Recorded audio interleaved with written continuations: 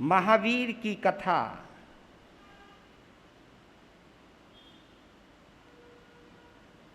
जो हृदय से सुन ले,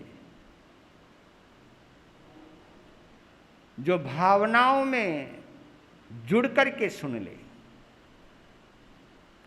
महावीर को अपनी भावनाओं में बसा करके सुन ले, प्रभु महावीर को सामने महसूस करते हुए सुन ले, तो आज भी हमें सम्यक्त की प्राप्ति हो सकती है। महावीर की मौजूदगी में आज भी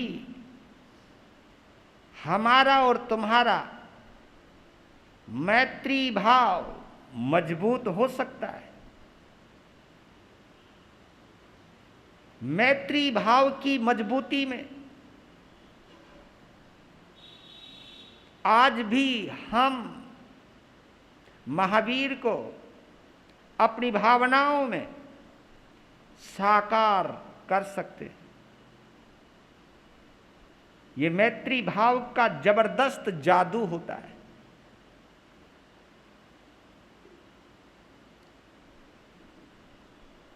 कल आपने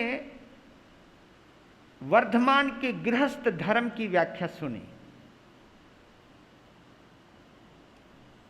जीवन बीतने लगा, जीवन गुजरने लगा,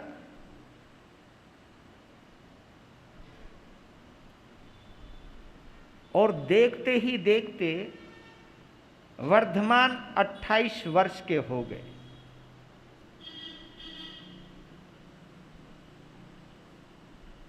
सोलह साल से 28 वर्ष तक पहुंच गए, जिसके बीच में वे पुत्र से पति भी बने, पति से पिता भी बने। ये जीवन में परिवर्तन है। ज्यों ज्यों जीवन गुजरता है और जीवन की जो जो भूमिकाएं तय होती हैं, उन भूमिकाओं को पालते हुए, उन भूमिकाओं को जीते हुए हर किसी की जिंदगी आगे बढ़ती है। हमारी भी बढ़ती है, तुम्हारी भी बढ़ती है, ऐसे उनकी भी बढ़ रही थी।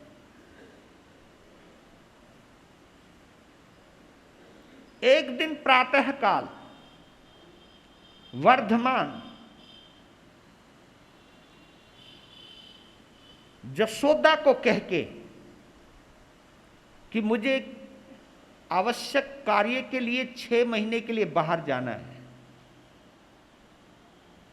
और मैंने तुम्हें जबान दी है कि तुम कहोगे तो जाऊंगा, और मेरा जाना जरूरी है। तो स्वामी के ये कहने पर कहा कि जो आपको उचित लगे। अपने माता पिता को प्रणाम करने के लिए और ये कहने के लिए कि मैं 5-6 महीने के बाद वापिस आऊंगा। अब ये सोच रहे हैं, पिता को किया है प्रणाम, मां को करने लगे हैं प्रणाम। वर्धमान की तैयारी देखकर कि लगता है बाहर जा रहे हैं,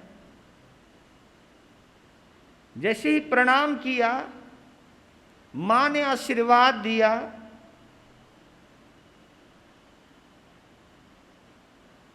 और पुत्र को एक बात बोली कि वर्धमान वापिस कब मिलोगे।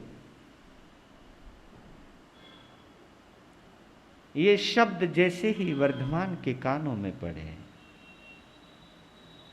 इन शब्दों को सुनते ही आंखें बंद हो गई। जैसे ही आंखें बंद हुई,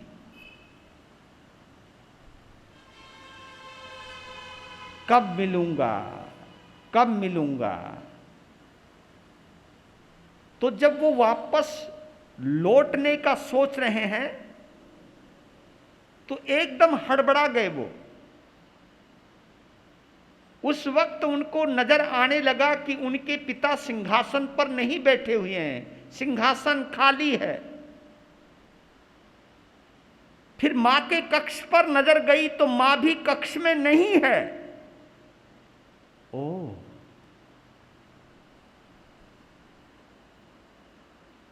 यानी जब मैं वापस लौट कर आऊंगा पिता सिंहासन पर नहीं होंगे, मां अपने कक्ष में नहीं होगी। आंख खुल गई।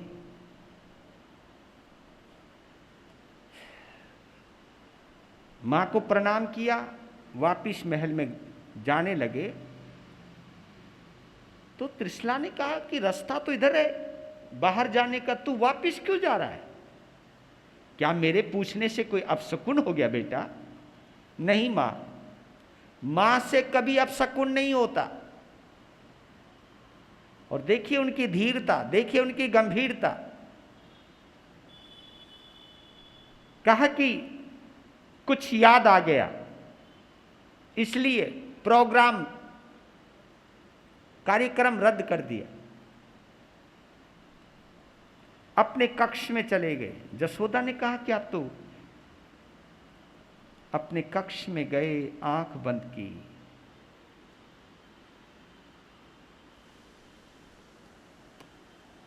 कहा कि माता पिता की विदाई का वक्त आ गया है।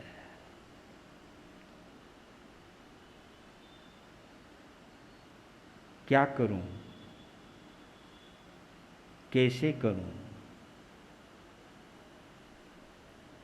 माता पिता को कैसे कहूं कि अब इस जीवन से विदा का वक्त आ गया है।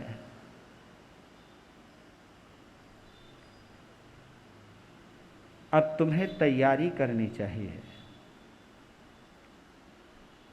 अब देखिए, कहीं ना कहीं कुछ पलों के लिए सही, बिछुड़ना तो सभी को है, जाना तो सभी को है, लेकिन कुछ पलों के लिए थोड़े गंभीर हो गए हैं वर्धमान। रात गुजर गई, दिन निकल आया। कमरे से निकले हैं, चाचा सुपार्श के पास पहुंचे।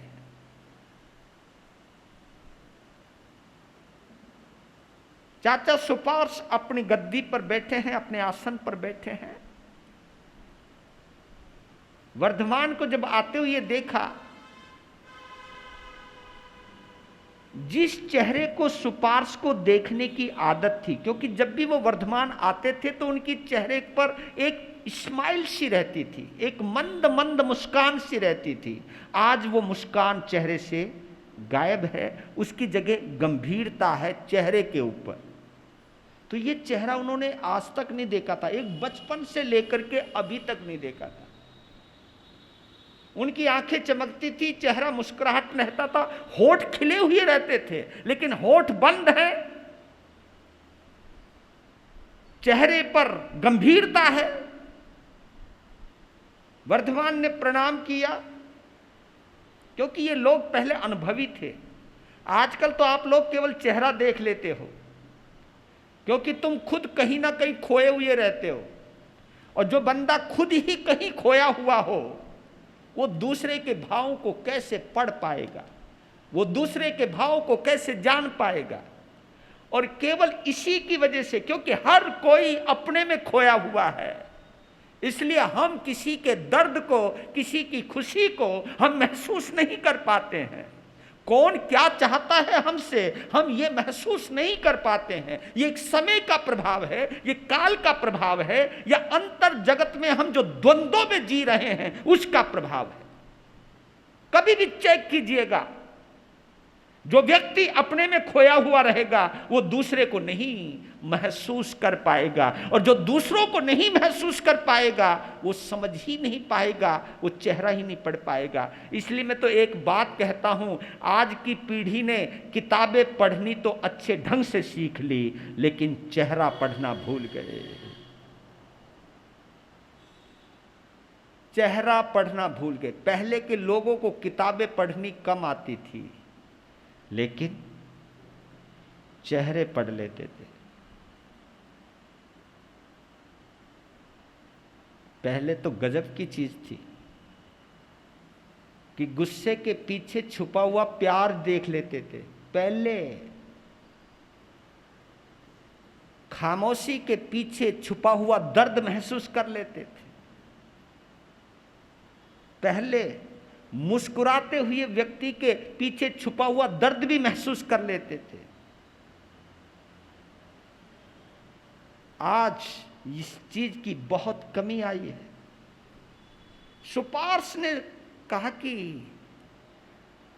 वर्धमान, जिस चेहरे को मुझे देखने की आदत हो गई थी, आज वो चेहरा मुझे नजर नहीं आ रहा है। क्या बात है, सही पहचाना चाचा श्री, काका श्री, आपने सही पहचाना।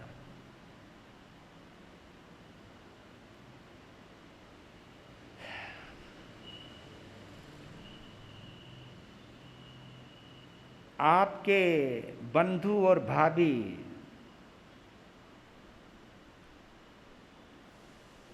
यात्रा पर जाने वाले हैं। कौन सी यात्रा पर? मुझे तो कुछ कहा नहीं उन्होंने। कहा कि जीवन से विदाई लेने वाले हैं। क्या मतलब? अब शरीर को छोड़ने का वक्त आ गया है, हैं?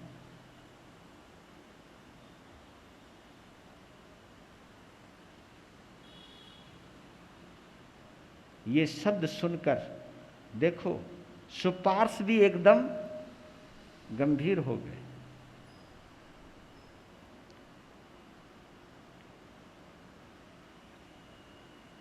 तो वर्धमान, तुमने क्या सोचा? यही सोचा है कि मैं समझ नहीं पा रहा हूं कि उनको कैसे सूचना दूं, उनको कैसे कहूं कि अब तैयारी करो। ये जितना तामझाम फैला रखा है, अब इसे समेटना शुरू करो। अब नई यात्रा पर जाना है, यात्रा करने की तैयारी करो। उन्हें कैसे बताऊं कि आप परदेशी हो, प्रवासी हो। प्रवासी, प्रवासी शब्द समझते होंगे आप, चाहे प्रवासी समझ लो, चाहे परदेशी समझ लो।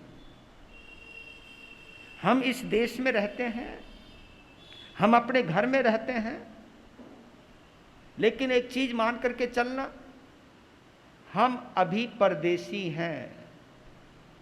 हम इस देश के वासी नहीं हैं, हम इस घर में रहने वाले नहीं हैं। चाहे ये शरीर हो, चाहे ये मकान हो, हम सब किराएदार हैं। आत्मा इस शरीर की किराएदार है और ये शरीर इस मकान का किराएदार है। ये तो मानोगे ना, या नहीं मानते?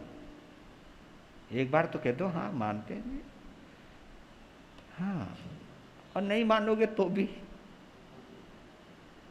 हमारे इस परदेशीपन को मिटा तो हम सकते नहीं भैया, जाना तो पड़ेगा।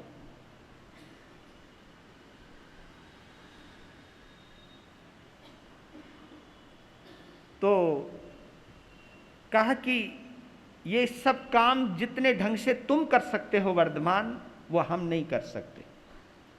तो वो चाचा को सूचना देनी थी।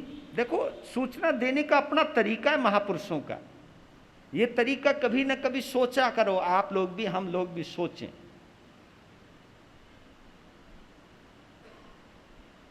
तो वहां से उठे, अपने पिता के पास गए।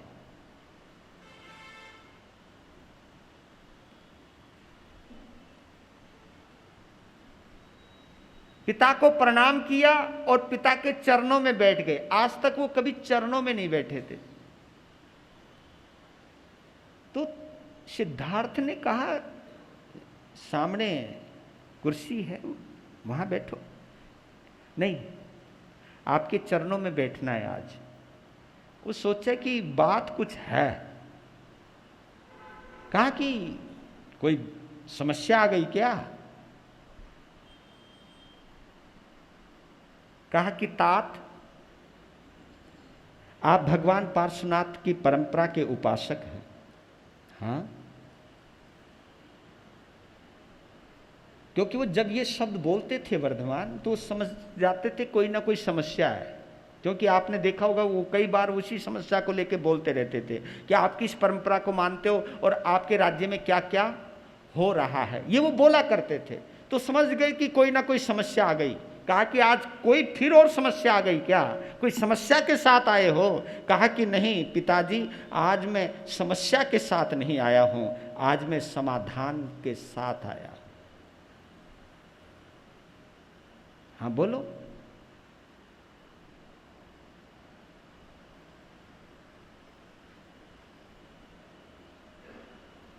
पिताजी, सूर्योदय और सूर्यास्त हमारे जीवन की दो घटनाएं हैं। हमारा जो जन्म है ये सूर्योदय है और हमारी जो मृत्यु है वो सूर्यास्त है। सूर्योदय और सूर्यास्त हमारे हाथ में नहीं है। यानी जब जन्म होना होगा, जन्म होगा ही होगा, और जब मृत्यु आनी होगी तो मृत्यु आएगी ही आएगी। सूर्योदय और सूर्यास्त हमारे हाथ में नहीं है, ये आयुष्य कर्म के हाथ में है। लेकिन इसके बीच का जो पल है, जो इसके बीच का जो भाग है, उसका हम क्या उपयोग कर सकते हैं, ये हमारे हाथ में। हाँ वर्धमान, तुम बिल्कुल सही कह रहे हो। जन्म और मृत्यु हमारे हाथ में नहीं है, लेकिन जो बीच में जीवन है वो हमारे हाथ में है।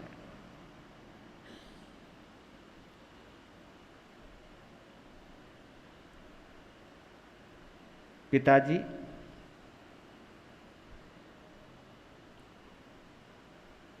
मैं आपको समाधि भाव में लाना चाहता हूं। अब कुछ कुछ समझने लगे। कहा कि वर्धमान, आप बहुत समर्थ हो और मैं एक बात जानता हूं वर्धमान कि जो तुम मुझे दोगे मैं स्वीकार करूंगा। समाधि दोगे, समाधि लूंगा, व्याधि दोगे, व्याधि लूंगा। तुम जो दोगे वो लूंगा, क्योंकि तुम हर तरह से समर्थ हो। मेरी चिंता करने का काम आप हो। आप मुझे चिंता दो या चिंतन दो, ये आपके हाथ में है वर्धमान। कहा कि तात, मैं तुम्हें चिंतन देना चाहता हूं, चिंता से मुक्त करना चाहता हूं। हाँ बोलो। कहा कि जिस शरीर में यह आत्मा आती है, इस शरीर को छोड़ना तो पड़ता है, ये आपको भी पता। हाँ जाना है। कहा कि तैयारी कीजिए। कहा कि मैं तैयार हूं। देखो कितनी सहजता से कहा, मैं तैयार हूं। कहा कि पिताजी, बात केवल आपकी नहीं है, क्योंकि दोनों माता पिता एक साथ गए हैं। मां की चिंता हो रही है, न कि वो मेरे से पहले तैयार है, क्योंकि वो जानते थे त्रिशला को। कहा कि वर्धमान, अपनी मां की चिंता मत कर, वो मेरे से पहले तैयार है। उसकी एक ही तमन्ना थी, वो तुमने पूरी कर दी। वो चाहते थे कि वर्धमान का घर मेरे आगे बसे, वर्धमान मेरे सामने पुत्र से पिता बने। वो सब चीज आपने पूरी कर दी। मां तुम्हारी संतुष्ट है, प्रसन्न है। ये जब, क्योंकि दिल की बात कहा करती थी सिद्धार्थ को त्रिशला कि मैं तो संतुष्ट हूं अपनी जिंदगी से, अपने जीवन से परम संतुष्ट हूं मैं। और वो संतुष्टि उसके चेहरे से झलकती भी थी। कहा कि वो संतुष्ट है। तो पिता के ये शब्द उन्हें इतना संबल दे गए, क्योंकि उन्हें पिता से भी ज्यादा खतरा अपनी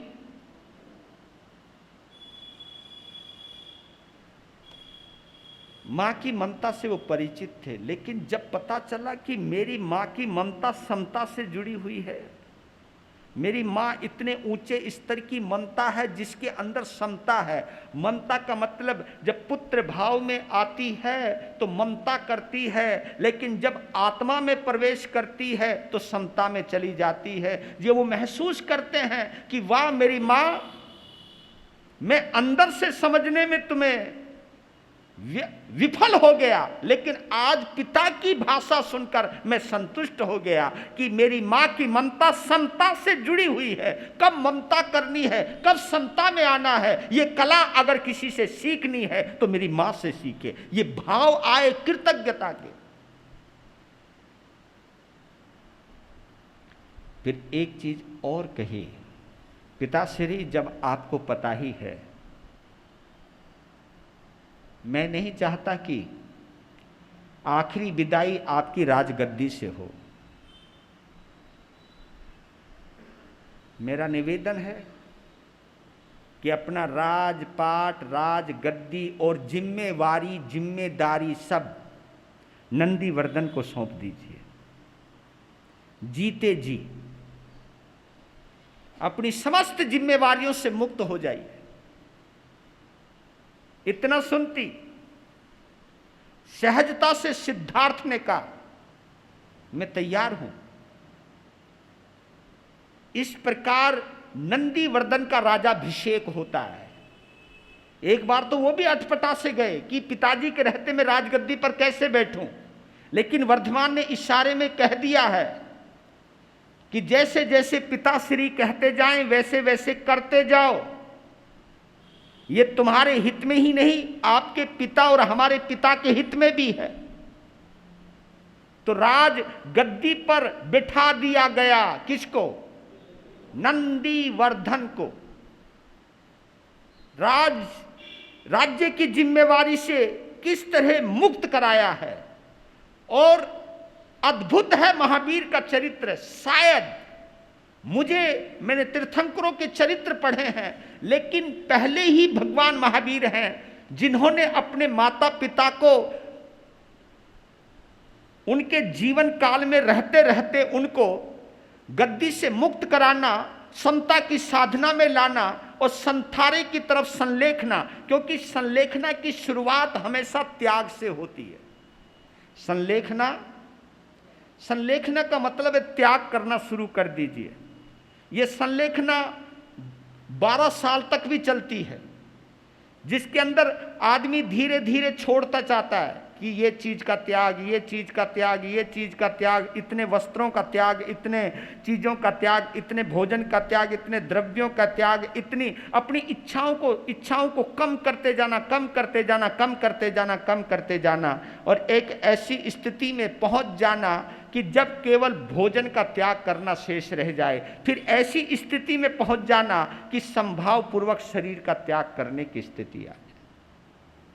क्या गजब की साधना है जिन शासन की। पहले तो मैं नमन करता हूं इस जिन शासन को कि जहां आत्मा को शरीर से जुदा होने की एक प्रक्रिया से शरीर को गुजारा जाता है, मन को गुजारा जाता है, भावनाओं को गुजारा जाता है, गुजरना पड़ता है। यही चीज है, क्योंकि ये वही कर सकता है जो भेद विज्ञान का ज्ञाता है, जो ये जानता है कि मैं परदेशी हूं। पहले इसलिए मैं कहना चाहता हूं आप सभी से कि हर पल कभी ना कभी 24 घंटे के अंदर एक बार जरूर भावना भाया करो, मैं परदेशी हूं, प्रवासी हूं, प्रवासी। मैं जहां रहता हूं मुझे वहां नहीं रहना, मुझे कहीं और जाना है। मेरा असली घर सिद्धालय है, मेरा घर असली मुक्ति है। सिद्धालय में जाना वही मेरा असली घर है, बाकी सब प्रवास है। ये आत्मा यात्रा कर रहा है। आप जैसे कहीं पर भी घूमने जाओ, रहने जाओ, लेकिन कहीं ना कहीं वापस अपने इस घर में लौट करके आते हो। लेकिन आपको ये सोचना है कि जहां पर आपने जन्म लिया है वही केवल आपका घर नहीं है। आत्मा का असली घर सिद्धालय है। यहां सब केवल प्रवास है, प्रवास है। हम सब परदेशी हैं। पता नहीं आपके मन में ये भावना आती या नहीं आती। मैं कभी कभी आप लोगों से पूछता हूं, प्रधान जी आप भी हो, मंत्री जी है, कभी तुम सोचते हो कि भाई मुझे इस पद को छोड़ना है? कभी भाव आते हैं आप लोगों के अंदर? अगर ये भाव आते रहें मुझे दुकान छोड़नी है, मुझे फैक्ट्री छोड़नी है, मुझे ये पद छोड़ना है, ये छोड़ने के भाव कभी आते हैं आपके अंदर? मुझे संसार के ये कर्म छोड़ने हैं, मैंने खाने की मर्यादा करनी है, मैंने पहनने की मर्यादा करनी है, मैंने ये चीज घटाते जाना है, घटाते जाना है। आप कभी अपने आप को समेटने की कोशिश करते हो? नहीं करते हो? याद कर लेना, सिर पर जितना ज्यादा बोझ होगा आपकी यात्रा उतनी ही कठिन होने वाली है।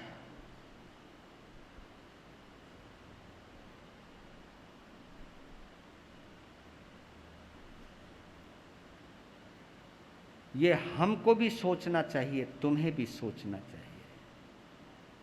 सरकार ने भी आपकी रिटायरमेंट की उम्र घोषित कर रखी है, लेकिन आपने संसार से रिटायरमेंट की कोई उम्र, अपने पदों से रिटायरमेंट की कोई समय काल निश्चित नहीं किया आप लोगों ने कि बस इस उम्र के बाद मैंने ये पद ही छोड़ देना, मैंने किसी पद पर नहीं रहना, मैंने कोई अलंकार नहीं पहनने, मैंने कोई ये चीजें जरूर किया करो। एक भाव जरूर लाओ कि मैं अचानक में मर गया, बिना प्रत्याख्यान किए मर गया, बिना दिल से छोड़े ही मर गया, फिर मैं मरूंगा, यहाँ फिर आऊंगा और फिर पता नहीं यहां आऊंगा कहां जाऊंगा। ये भाव पता नहीं हमारे अंदर आते या नहीं आते। तो इस महावीर की कथा को सुनते सुनते ये महसूस कीजिएगा, धन्य है मेरे प्रभु जो अपने माता पिता को दलदल से किस तरह बाहर निकाल रहे हैं।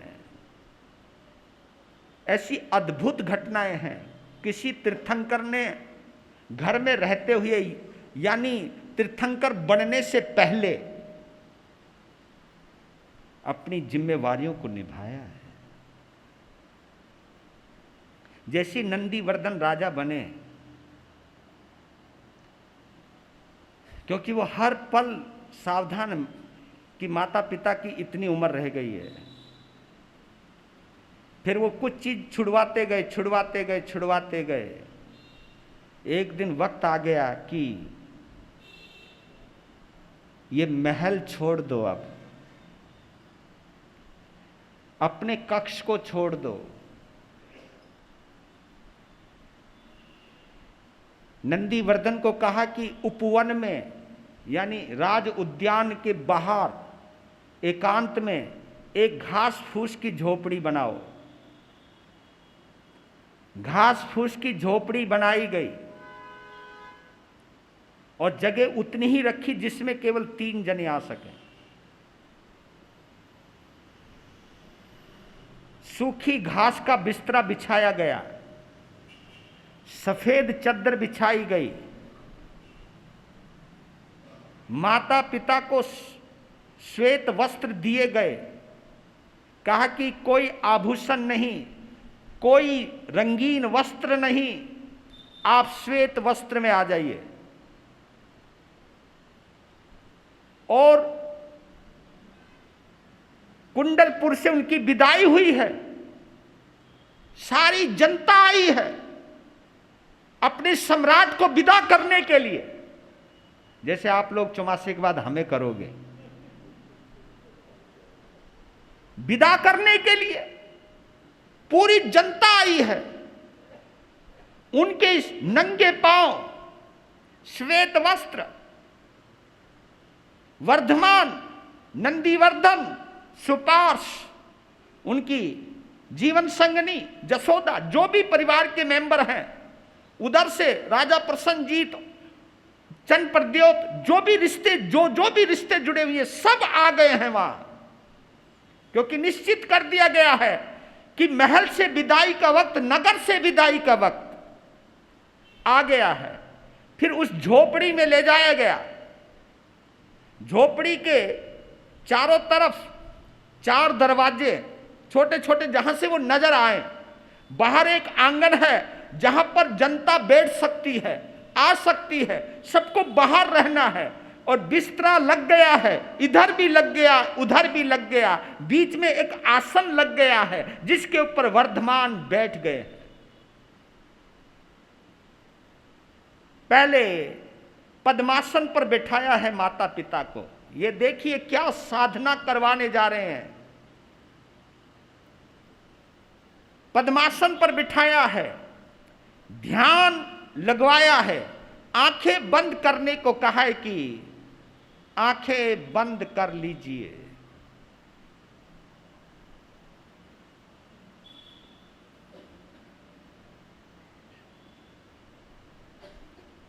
सबसे पहला एक संदेश दिया है प्रभु ने कि अंदर महसूस कीजिए कि हम प्रवासी हैं, हम परदेशी हैं, हम किसी और यात्रा पर जाने वाले हैं, हम यहाँ नहीं रहने वाले हैं, हम किसी और लोक की यात्रा करने वाले हैं। ये भाव भाइये और अपने अंदर से देखिए। तुम्हें महल तो नजर नहीं आ रहा, तुम्हें कोई राजगद्दी तो नजर नहीं आ रही, कोई रिश्ते नाते याद तो नहीं आ रहे, क्योंकि याद करना कि इस वक्त केवल मैं भी तुम्हारा पुत्र नहीं हूं। महसूस कीजिए। और बौद्ध परंपरा में आज भी ये मान्यता है, वहां पर बड़ी गजब की मान्यता बौद्ध परंपरा में।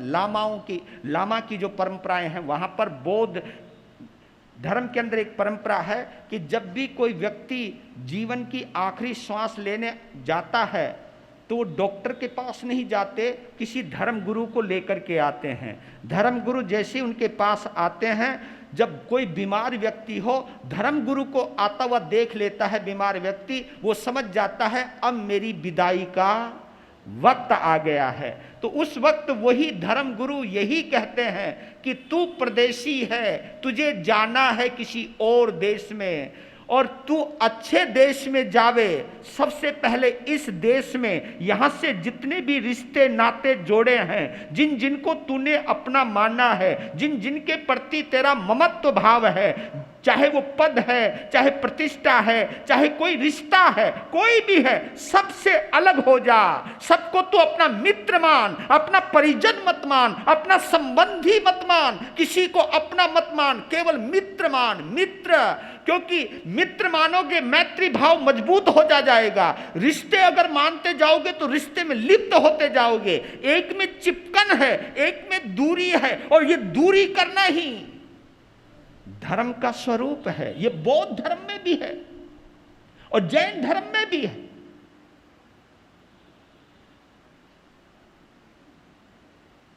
तो उस वक्त बाहर आवाज जा रही है, सभी सुन रहे हैं। कहा सबसे पहले भाव भरिए और बोलिए, सिद्धं शरणं पवज्जामि, सिद्धं शरणं पवज्जामि,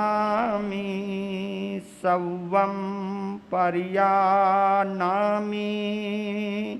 सव्वं पर्यानामि, सिद्धं शरणं पवज्जामि, सिद्धं शरणं पवज्जामि। आखिरी में अगर शरण लेनी ही है तो सिद्धों की शरण लीजिए। सव्वं परित्यज, सव्वं परित्यज, सव्वं पर्यानामि। मैं सभी को छोड़ता हूं, सभी को छोड़ता हूं।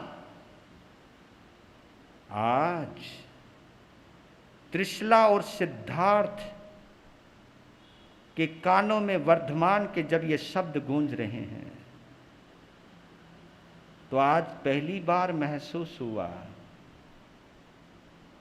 कि वर्धमान हमारा धर्माचार्य भी है, वर्धमान हमारा धर्म गुरु भी है। एक पुत्र धर्म गुरु भी बन जाता है। इस आत्मा के अंदर बहुत सारे संस्कार हैं। फिर कहने लगे हैं वर्धमान,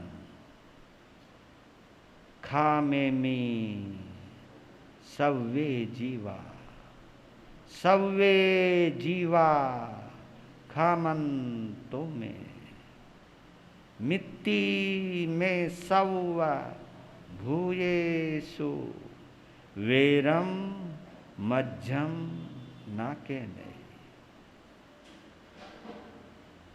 ये दो लाइनें जैन जगत की सबसे बड़ी लाइन है। इन दो पंक्तियों के अंदर जैनत्व का सार समाया हुआ है। हमारी प्रतिक्रमण की साधना इन दो लाइनों के बिना अधूरी है। हमारे भावों की निर्मलता के लिए, भावों की पवित्रता के लिए ये दो पंक्तियां बड़ी महत्वपूर्ण है। खामेमी, बोलो, खामेमी सव्वे जीवा, यानी मैं सभी जीवों को क्षमा करता हूं। खामेमी, क्षमा करता हूं। सव्वे जीवा, सभी जीवों को, सव्वे जीवा खमंतु में, सभी जीव मुझे क्षमा करें। क्यों? मिट्टी में सव्वे भूयेषु, मेरी सभी जीवों से क्या है? मैत्री भाव है। मिट्टी में मैत्री में, यानी मेरी, सव्व भूयेषु, सभी भूतों से, सभी प्राणियों से, सभी जीवों से मेरा मैत्री भाव है। वेरम मध्यम ना कहने, किसी के साथ भी मेरी कोई शत्रुता नहीं है, कोई दुश्मनी नहीं है। ये आप लोग भी दोहराते हो, हम लोग भी दोहराते हैं, लेकिन फिर भी लठ बजाते हैं, है ना? आश्चर्य की बात है ना? फिर भी हम, जिसने ये शब्द दोहरा लिया, खामे में सव्वे जीवा खमंतु में, मिट्टी में सव्वे भूयेषु वेरम मध्यम। और ये देख लेना मेरे बंधुओं, अब 12 तारीख से क्या आने वाला है? संवत्सरी महापर्व आने वाला है। साधना करवा रहे हैं, उस वक्त एक और घटित हुई है घटना, वहीं रोक रहा हूं, क्योंकि ये संलेखना और संथारी की साधना कर पूर्ण कराऊंगा। तो आप, क्योंकि समय हुआ आपका, ये जीवन के अंदर जरूर समझना कि जितना बंधन कट सके, हट सके,